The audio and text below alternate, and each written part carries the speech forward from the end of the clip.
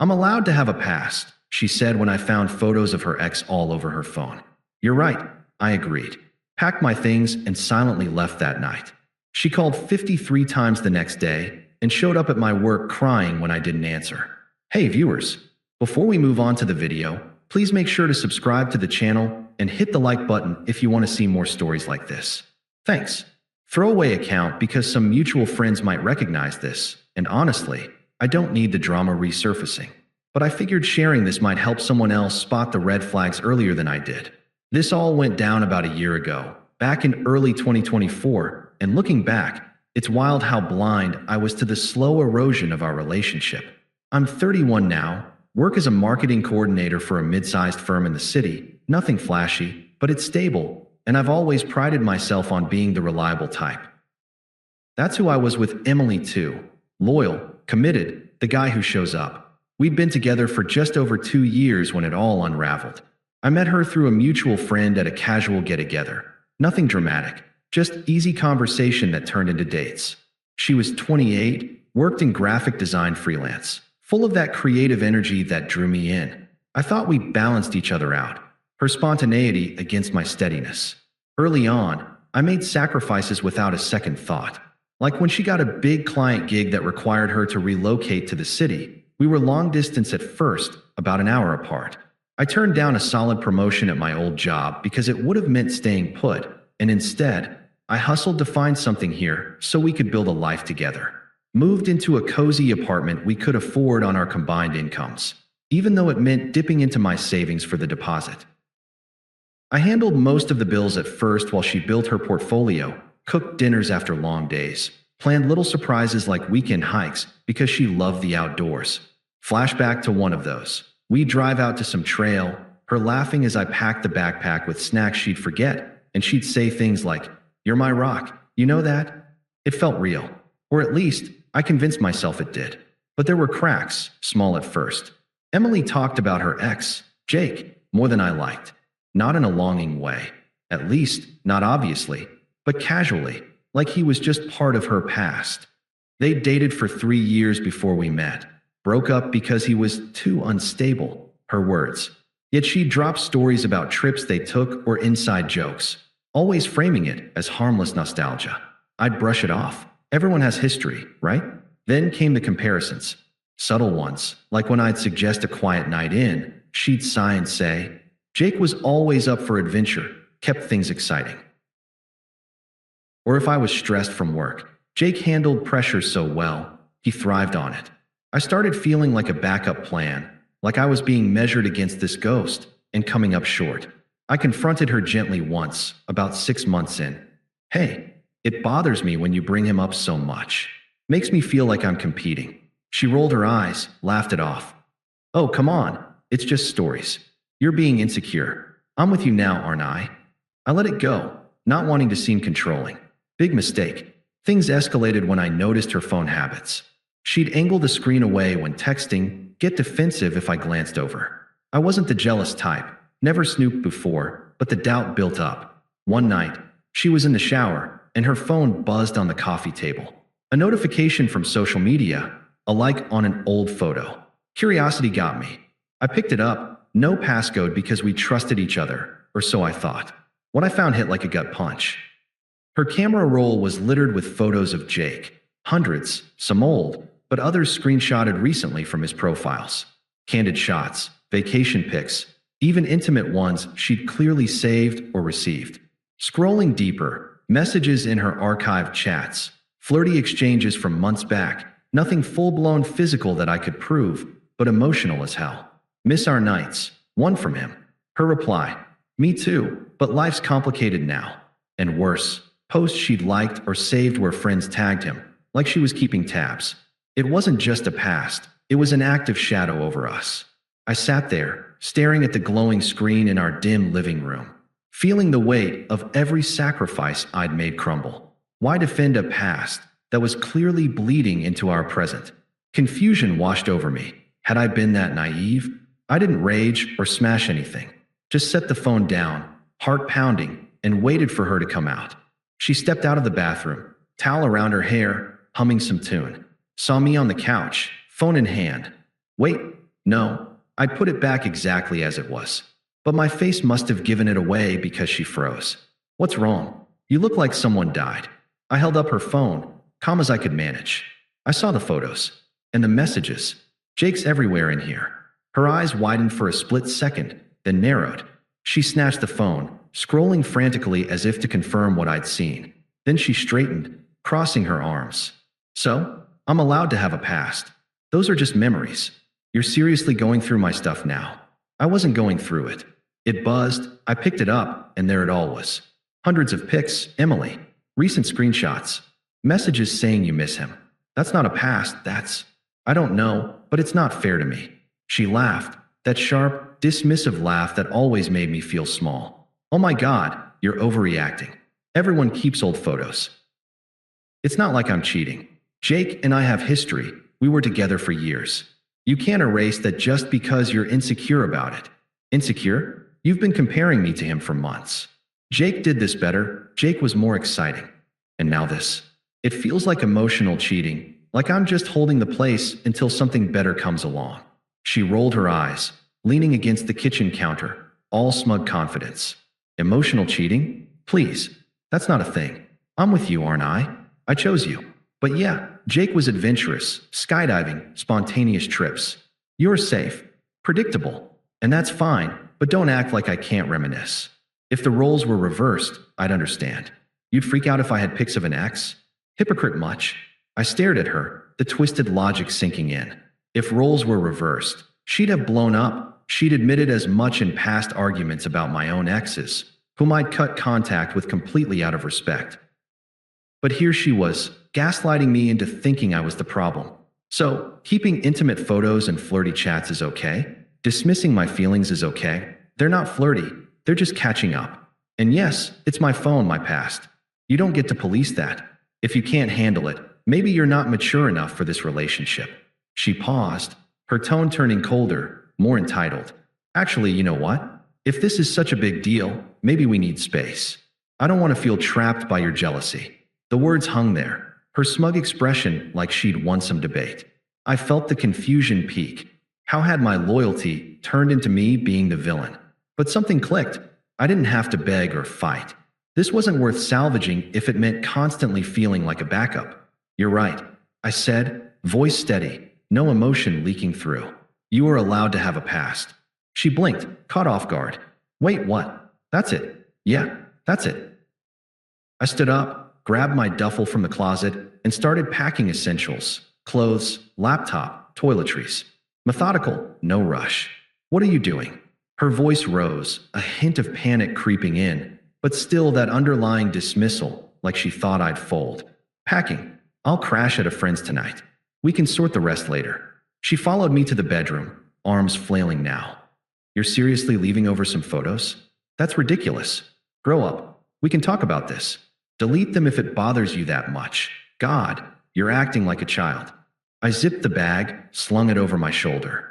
No need. You said it. You're allowed your past. I'm not going to argue that. But we have a life here. The apartment, our plans. You're just walking away.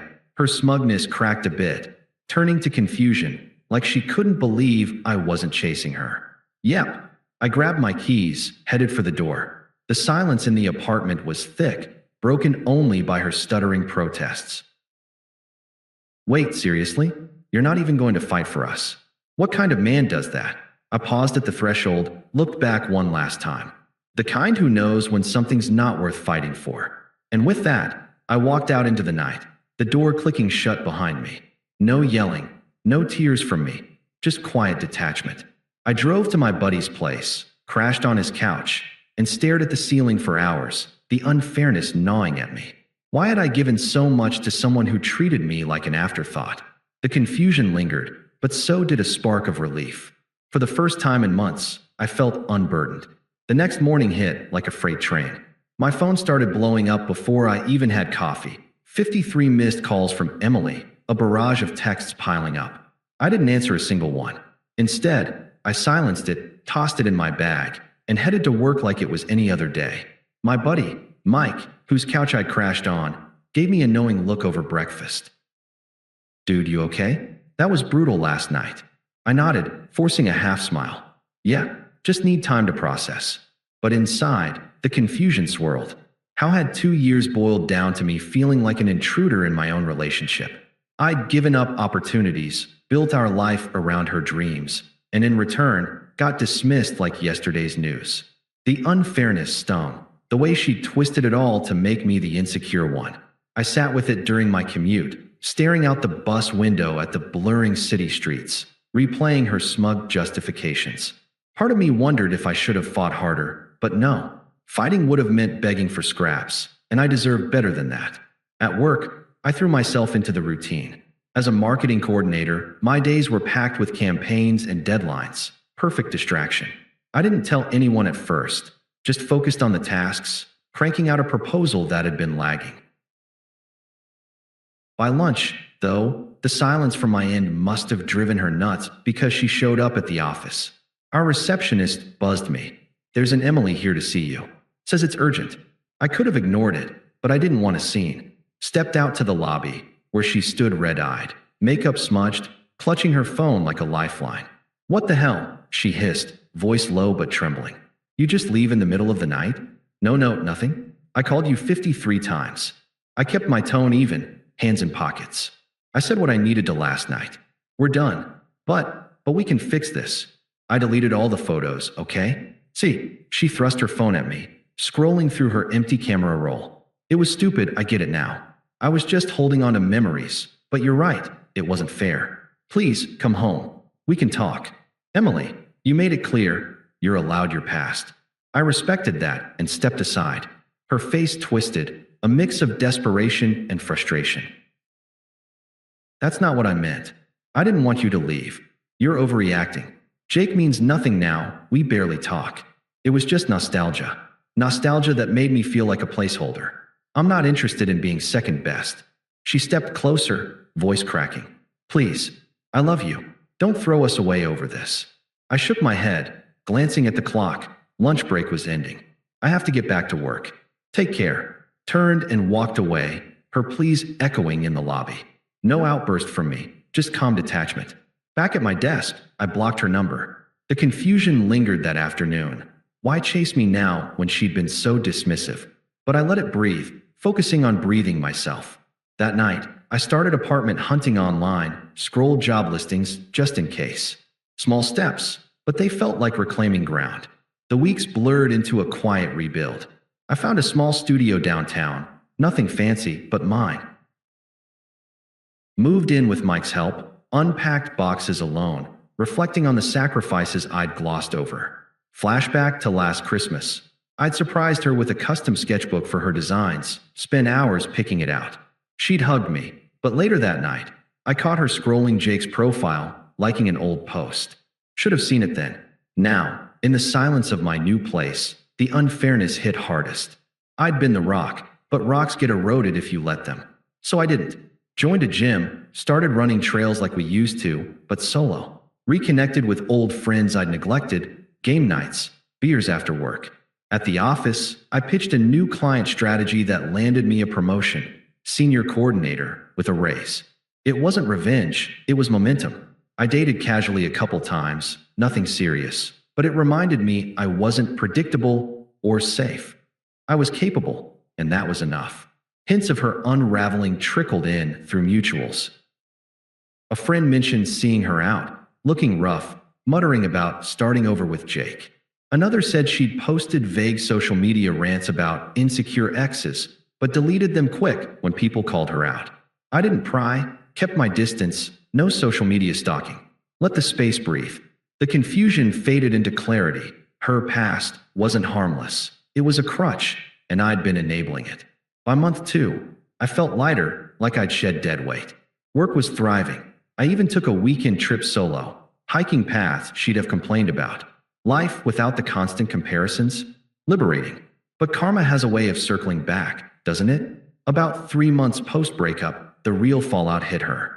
I got the full picture piecemeal from a couple neutral friends who felt bad keeping it from me. Turns out, after I left, Emily dove headfirst into rekindling with Jake. Deleted photos? Yeah, right, that was just damage control. They'd been in touch more than she'd admitted. and with me gone, she moved in with him quick. At first, it was all bliss on her socials. Posts about rediscovering old flames, subtle digs at boring exes.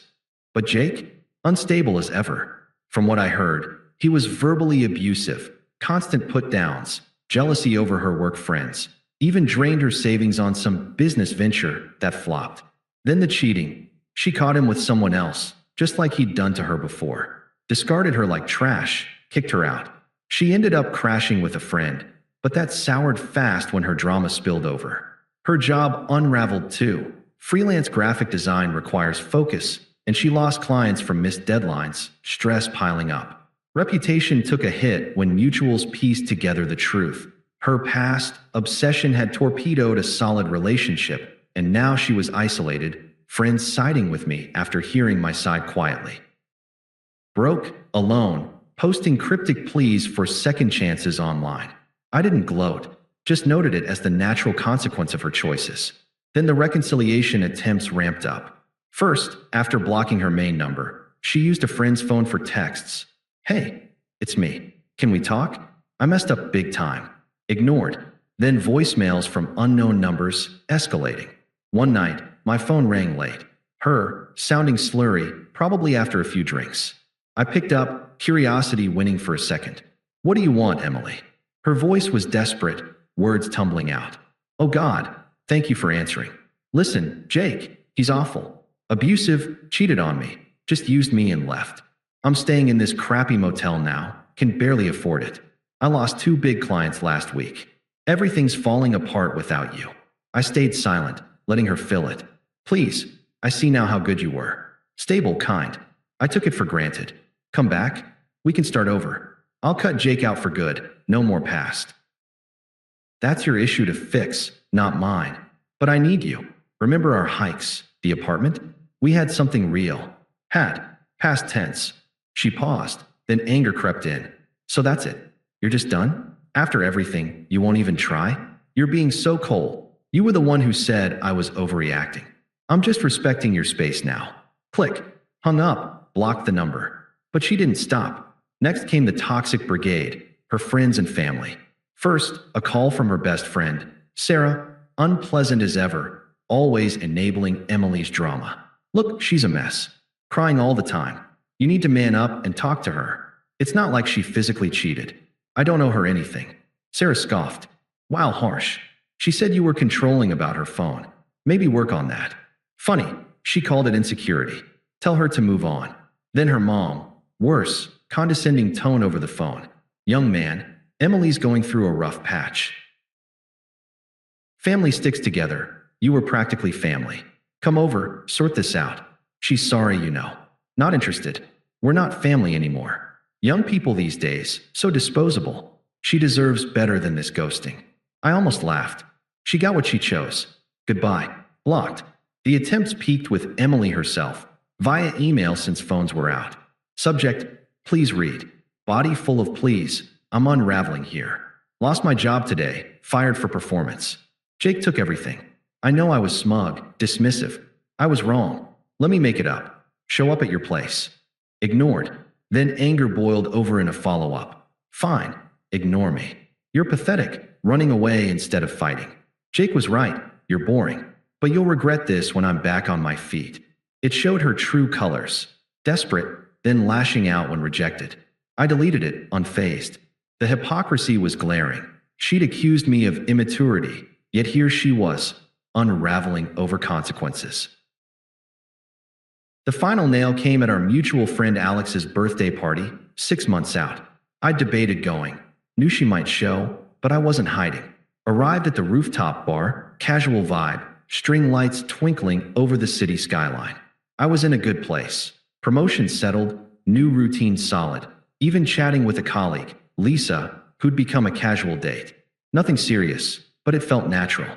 Emily spotted me across the crowd, looking worse for wear. Hair unkempt, clothes baggy, alone while groups laughed around her. She weaved through, cornering me by the bar. Her eyes were pleading, voice shaky. "Hey, didn't expect to see you here. Can we talk?" Privately.